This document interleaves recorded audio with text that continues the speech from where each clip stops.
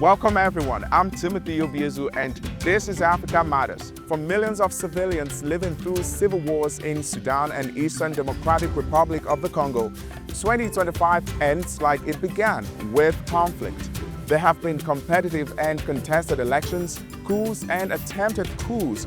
We look back at what shifted in the continent's political landscape.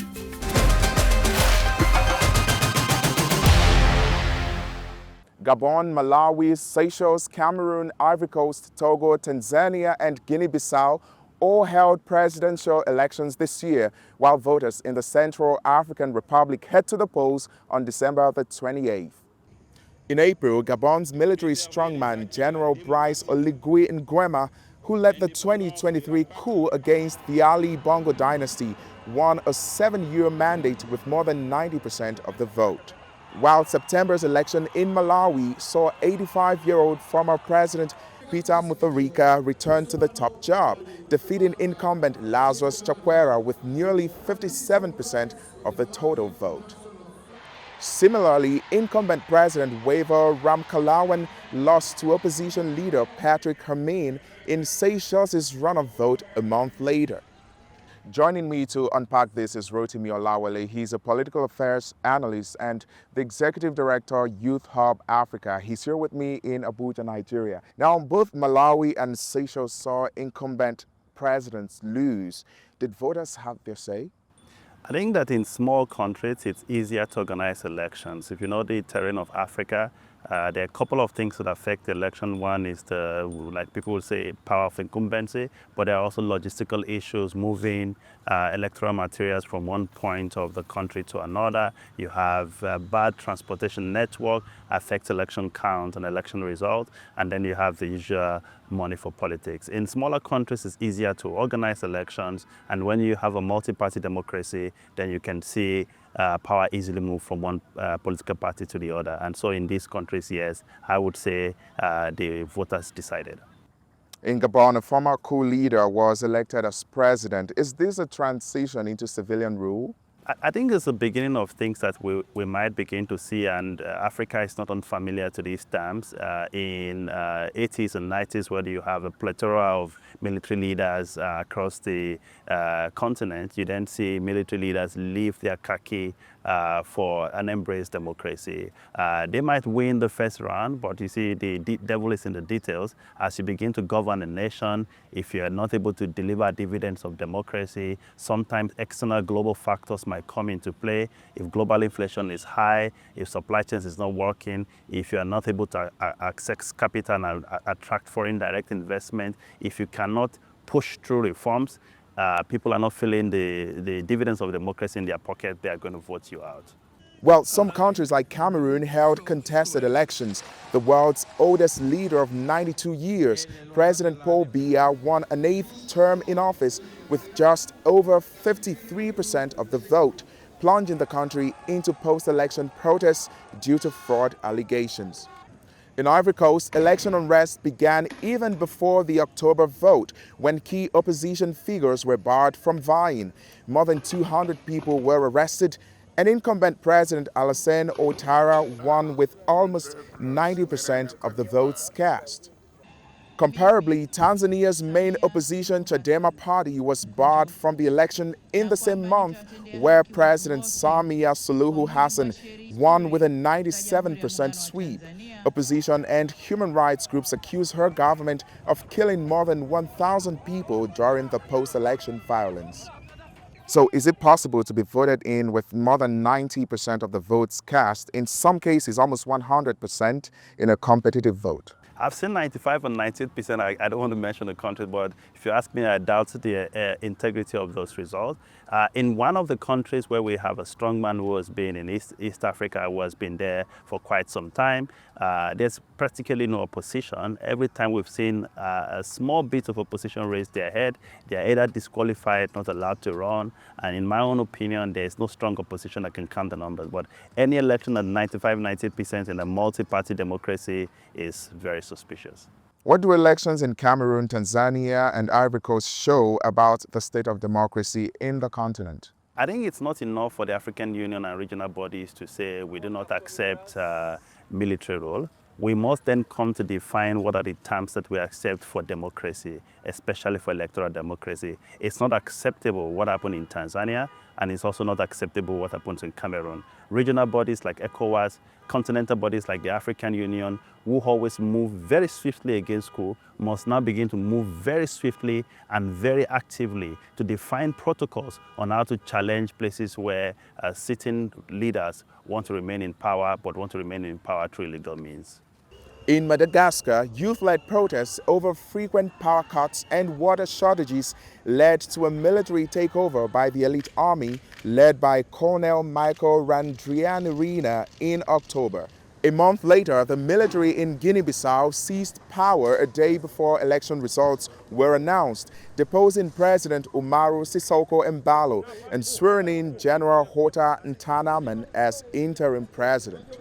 Benin followed suit with a group of soldiers announcing they ousted President Patrice Talon, but he regained control after the regional bloc ECOWAS intervened with airstrikes from Nigerian warplanes and ground troops from Ghana, Nigeria, Ivory Coast, and Sierra Leone. ECOWAS also declared a regional state of emergency due to military interventions in Guinea-Bissau and Benin. Why do coups keep happening in West Africa, and what are the root causes that need to be fixed? I think that one of the things we need to realize in the subcontinent in West Africa, the ECOWAS region, is that democracy has not delivered results. Especially if you look at Francophone West Africa, there has always been complaints by citizens on the overhandedness of France. That's one bucket. The second bucket also is that the political leaders that they've had in Francophone West Africa has not delivered the goods. They've not delivered the results that the citizens want to see. And so over time, in countries like Cameroon, in countries like Gabon, in countries like Senegal, there has been a lot of contestations by citizens on the dividends of democracy happening within that region. So when you have this happen, coup leaders are opportunistic. They want to see if we plan a coup and are successful, would we have the backing of the citizenry? If they don't have that backing, it's very difficult to hold the hastes in place in a country. For instance, you look at a country like Guinea. In Guinea, a political leader who upstaged the previous one now wants to change the constitution to remain in power, and then quelling riots, quelling protests by shooting on the citizens. You have created a scenario where majority of the citizens are now angry against the nation in places like this. When coup happens,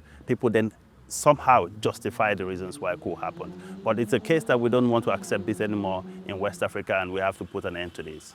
Do you think regional involvement, you just rightly mentioned, like we saw in the case of Benin, inviting ECOWAS intervention, the way to go?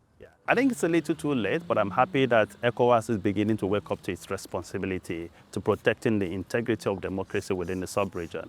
Benin is a safe, stable country, and when coup began to happen, what we then heard later is that the president of Benin, through his foreign affairs minister, requested the ECOWAS standby force in Nigeria, sending a note verbal for military intervention. And we're happy that that has been successful. The coup was quelled. And you can see the people of Benin did not protest in support of the coup. There was no protest. It means that the coup is not popular in Benin. But beyond responding, ECOWAS needs to come together and develop two frameworks. One framework would be, how do we respond when we see incidences of coup happening within a region? What should we do? Should we wait to see a signal from the political leadership? What if the political leaders is already arrested and there's nothing we can hear from them?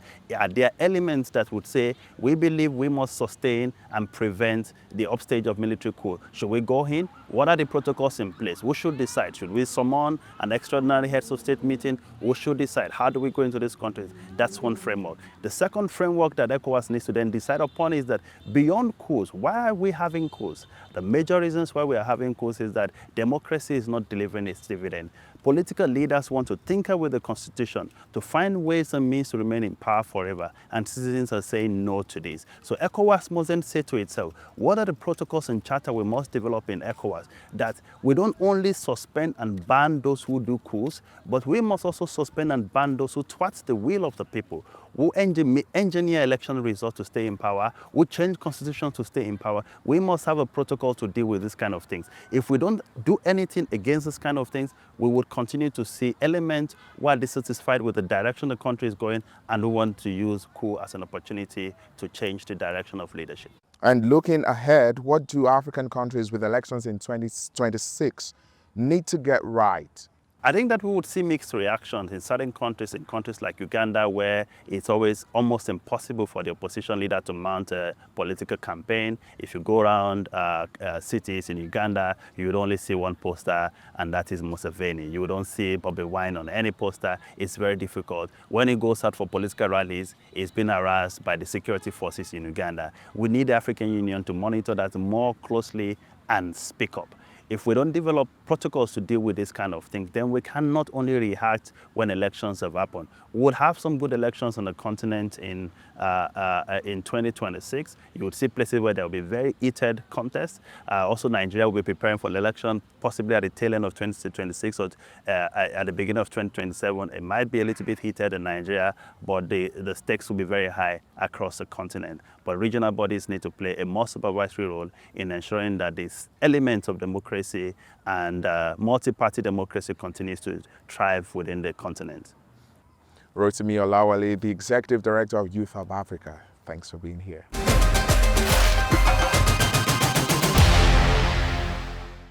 Well, across Sudan this year, Sudanese armed forces may have strengthened control of the capital, Khartoum, but fighting for more territory has escalated with the paramilitary rapid support forces elsewhere. The International Organization for Migration says more than 9.5 million people have been uprooted from their homes, creating the world's largest displacement crisis. Abdallah Hussein tells us more about the unfolding humanitarian emergency. Sudan's war entered a new phase in 2025, marked by major military and political shifts. Fighting that once centered on the capital has moved westward, while the balance of power on the ground has changed significantly. At the same time, diplomatic pressure has increased, with new international measures adding strain on armed groups as the conflict drags into its third year. This year witnessed major military shifts that changed the balance of power in favor of the Sudanese armed forces. Central Sudan and the capital Khartoum were retaken, removing a strategic advantage that the militia once held. Politically, government legitimacy has strengthened through public backing and regional support, while international pressure has intensified with sanctions imposed by the UK, the United States, and the European Union. On the map, control has become more defined. The Sudanese army now holds most of the country, including Khartoum and the central and eastern states. However, RSF forces remain entrenched in Darfur and parts of Kordofan.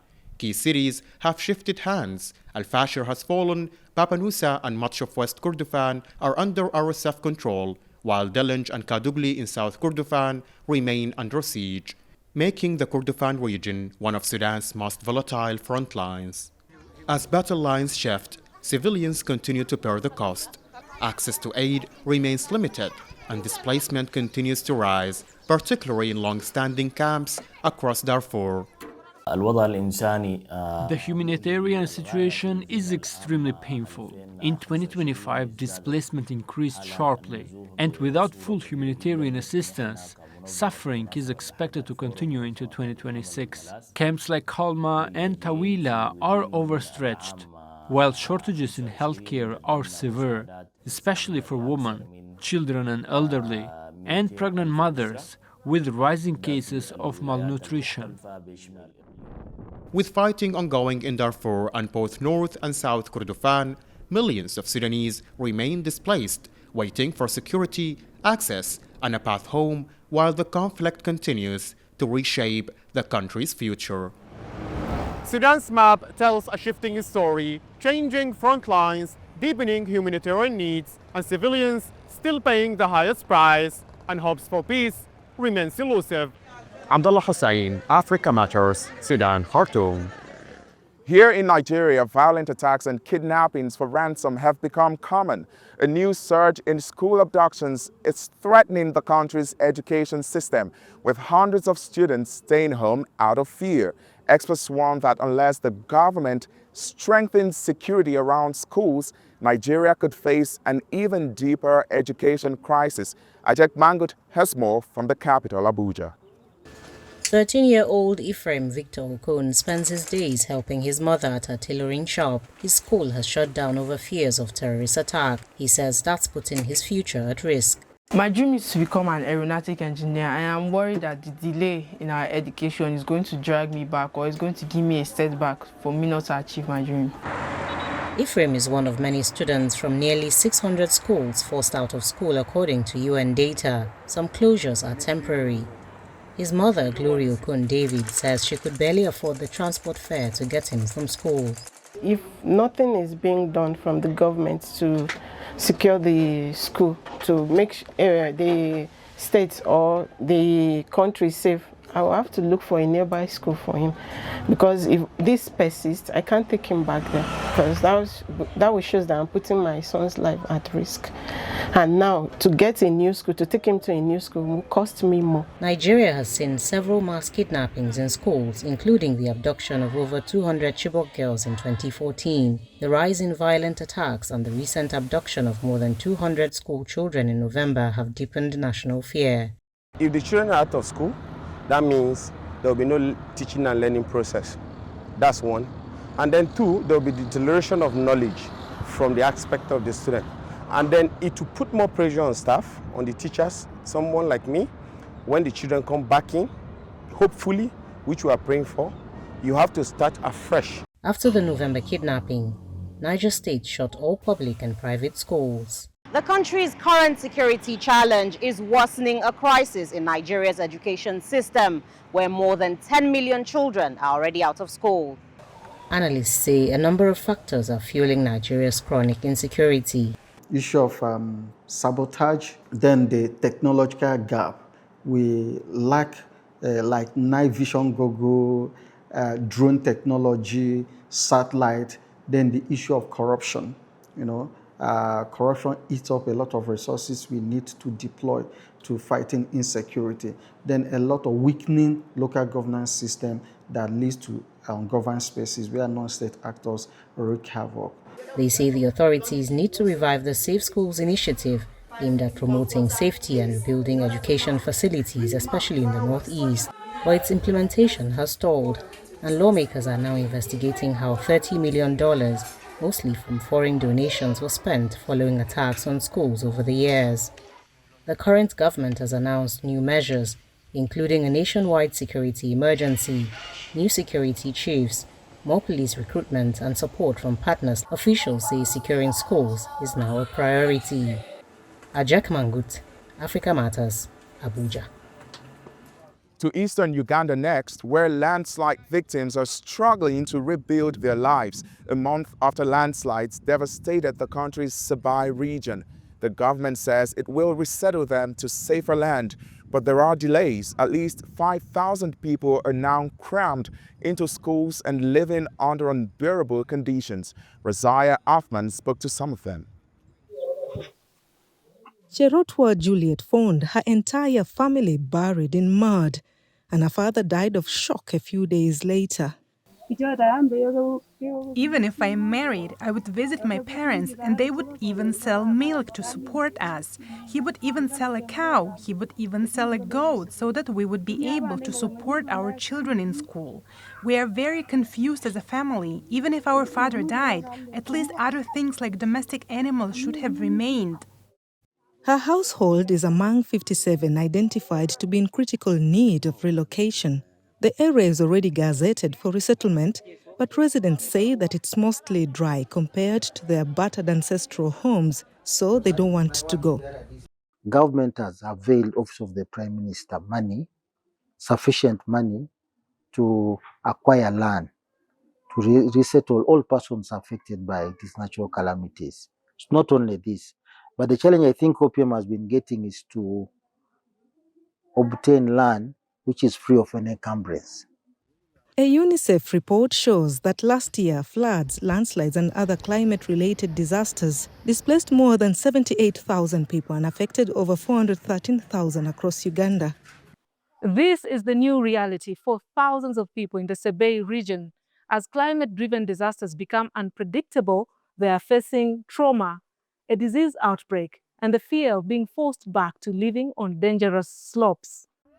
The slopes sit on loose volcanic soil, making them particularly prone to mudslides, but environmentalists also blame human practices, like poor agricultural methods on hilly areas and overgrazing. The latest landslides in October were triggered by relentless rainfall that swept away villages and killed dozens of people. We identified those who were directly affected, lost their loved ones, took them through the psychological first aid, and see how best they can be able to deal with all this trauma that comes immediately after the loss of the loved ones. Experts warn that landslides around Mount Elgon are becoming more frequent and deadlier. The government says it's working on resettling landslide survivors and strengthening disaster preparedness. But residents insist that it's not enough to save them from such life-changing catastrophes. Razia Othman, Africa Matters, Bukwo, Uganda.